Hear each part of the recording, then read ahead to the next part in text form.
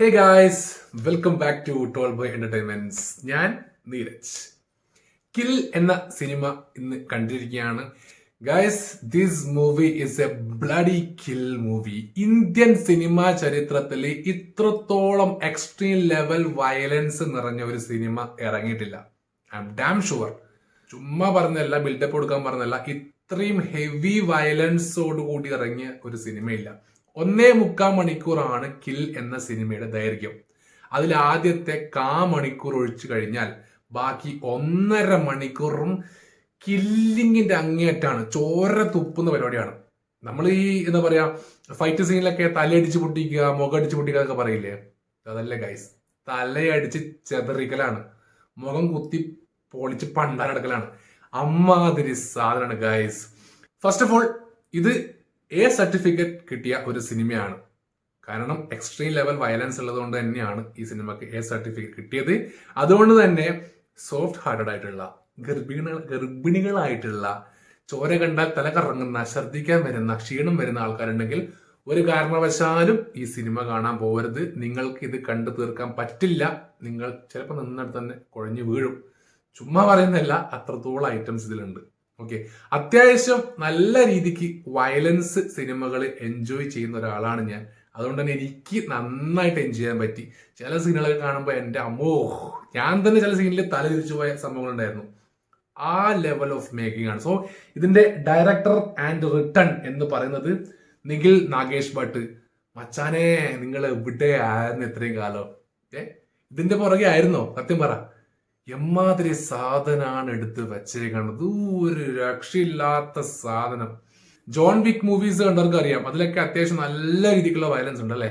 പക്ഷെ ഇന്ത്യൻ സിനിമയിൽ പൊതുവെ അത്തരം വയലൻസുകൾ വന്ന കുറവാണ്. ഉണ്ട്, കുറച്ച് സിനിമകളിൽ വയലൻസ് ഉണ്ട്. പക്ഷെ പൊതുവെ നമ്മൾ കണ്ട് ശീലിച്ച ഫൈറ്റ് സീൻസും അതുപോലെ കില്ലിംഗ് ഒക്കെ ആയിരിക്കും ഉണ്ടാവുക. പക്ഷെ ഇതില് ക്ലീശേന്ന് പോയിട്ട് പറയാൻ പറ്റുന്ന ഒരു സാധനം പോലും ഇല്ല. നമുക്ക് കണ്ട് ശീലിച്ച ഒരു ഫൈറ്റ് സീനോ, കണ്ട് ശീലിച്ച ഒരു കില്ലിംഗ് പരിപാടിയോ, ഓവർ ബിൽഡപ്പോ, ഇൻട്രോ സീനോ, അങ്ങനത്തെ ഒന്നുമില്ല. നായകനായാലും ഓവർ പരിവേഷവും കാര്യമൊന്നുമില്ല. എല്ലാം ക്ലീൻ സാധനങ്ങളാണ്. ആ രീതിക്കാണ് ഈ പറഞ്ഞ നിഖിൽ നാഗേഷ് ഭട്ട് ഈ സംഭവം ചെയ്തു വെച്ചിരിക്കുന്നത്. മാൻ, ഗ്രേറ്റ്. ഈ സിനിമേന്റെ ഏറ്റവും ഒരു ഇമ്പോർട്ടന്റ് ഘടകം എന്ന് പറയുന്നത് ഇതിലെ ആക്ടേഴ്സ് ആണ് കേട്ടോ. എല്ലാവരും ഒന്നിനൊന്ന് മെച്ചം.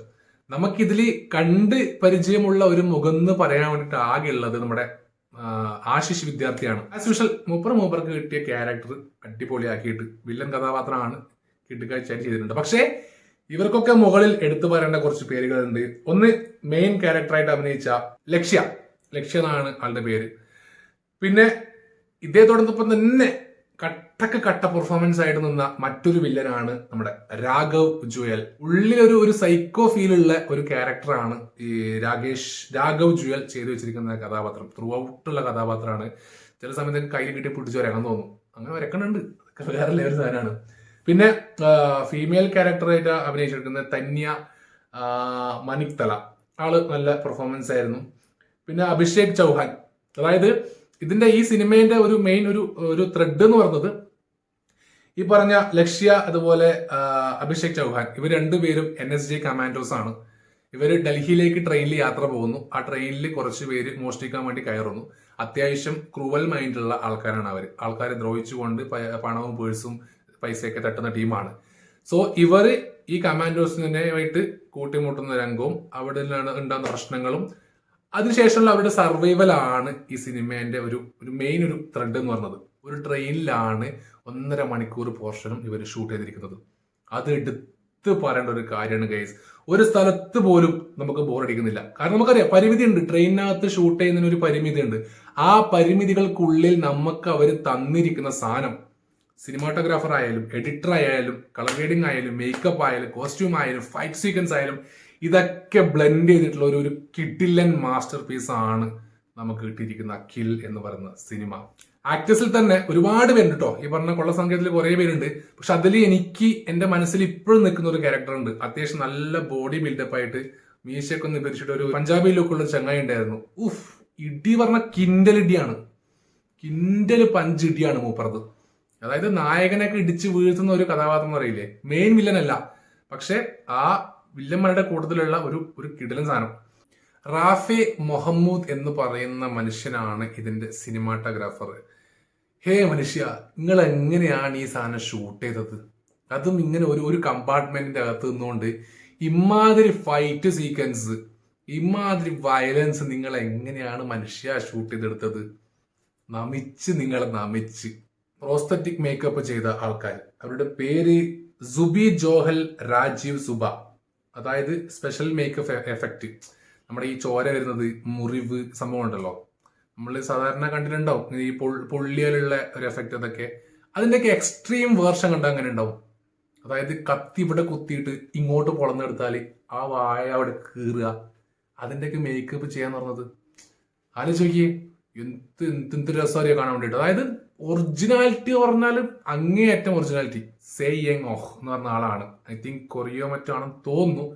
അതേപോലെ ആളുടെ കൂട്ടത്തിലുള്ളതാണ് പർവേസ് ഷെയ്ഖ്. ഈ രണ്ടുപേരും കൂടിയാണ് ഇതിൽ ഫൈറ്റ് സീക്വൻസ് ചെയ്തിരിക്കുന്നത്.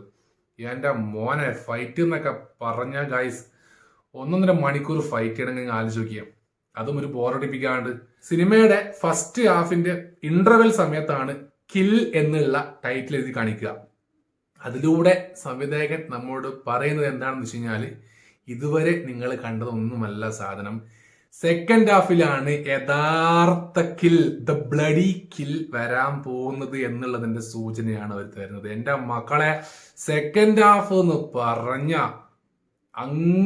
അങ്ങേയറ്റം വയലൻസ് ആണ്. ഫസ്റ്റ് ഹാഫിലൊക്കെ നമ്മൾ കാണുമ്പോൾ കൊള്ളാം, ഫൈറ്റ് കൊള്ളാം, നല്ല രസം. സെക്കൻഡ് ഹാഫിൽ നമ്മൾ ഇരുന്നിടത്തുനിന്നൊന്നും അനങ്ങിക്കുന്ന, അതായത് വയലൻസ് ഇഷ്ടപ്പെടുന്ന ഏതൊരാൾക്കും തിയേറ്റർ എക്സ്പീരിയൻസ് അത്രത്തോളം സാറ്റിസ്ഫാക്ഷൻ കൊടുക്കുന്ന അമ്മാതിരി സാധനങ്ങളാണ് ഇതിൽ ക്രിയേറ്റ് ചെയ്ത് വെച്ചിരിക്കുന്നത്. എല്ലാവരും ഒരേപോലെ മനസ്സറിഞ്ഞ് പണിയെടുത്ത ഒരു വെൽ വയലൻസ് ഫൈറ്റ് പാക്ഡ് സിനിമയാണ് കില്ല്. ഒരു കാരണവശാലും നിങ്ങൾ ഈ സിനിമ OTT വരാൻ വേണ്ടി വെയിറ്റ് ചെയ്യരുത്. ഇത് തിയേറ്റർ എക്സ്പീരിയൻസ് ചെയ്യേണ്ട സിനിമ തന്നെയാണ്, അതിൽ നോ ഡൗട്ട്. നിങ്ങളുടെ അടുത്തുള്ള നല്ല വിഷ്വൽ ക്വാളിറ്റി കിട്ടുന്ന, നല്ല സൗണ്ട് ക്വാളിറ്റി കിട്ടുന്ന തിയേറ്ററിൽ തന്നെ നിങ്ങൾ പോയിട്ട് ഈ സിനിമ കാണുക. ജോൺ വിക്ക് എന്ന വയലൻസ് സിനിമയുടെ ഡയറക്ടർ ഇതിന്റെ കോപ്പിറൈറ്റ് അവകാശം വാങ്ങിയിട്ടുണ്ട്. ആളുടെ നാട്ടിൽ പോയിട്ട് റീമേക്ക് ചെയ്യാൻ പോവാണ്. സോ ചിന്തിക്കുക, ആ ഡയറക്ടറൊക്കെ, ജോൺ വിക്കിന്റെ ഒക്കെ ഡയറക്ടർ വന്നിട്ട് ഈ സാധനം കോപ്പിറൈറ്റ് മേടിച്ച് അവിടെ പോയിട്ട് ഇത് റീമേക്ക് ചെയ്യണമെങ്കിൽ ഇതിന്റെ ക്വാളിറ്റി എത്രത്തോളം ഉണ്ടെന്നുള്ള ചിന്തിച്ചാൽ മതി. ചുമ്മാ ബിൽഡപ്പ് കൊടുത്തിട്ടുള്ള നമ്മൾ കാണുന്ന പോലത്തെ ബോളിവുഡ് കൂതറ ഫൈറ്റ് സീൻ സിനിമകളല്ല ഇത്. സിനിമ കണ്ടവരാണെങ്കിൽ നിങ്ങൾക്ക് തോന്നിയ കാര്യം ജസ്റ്റ് കമന്റ് ആയിട്ട് രേഖപ്പെടുത്തുക. അപ്പോൾ അടുത്ത വീഡിയോ ആയിട്ട് കാണാം. എല്ലാവരും ചാനൽ സബ്സ്ക്രൈബ് ചെയ്യുക, ലൈക്ക് ചെയ്യുക, ഷെയർ ചെയ്യുക, കമന്റ് ചെയ്യുക, കൂടെ നിൽക്കുക. താങ്ക്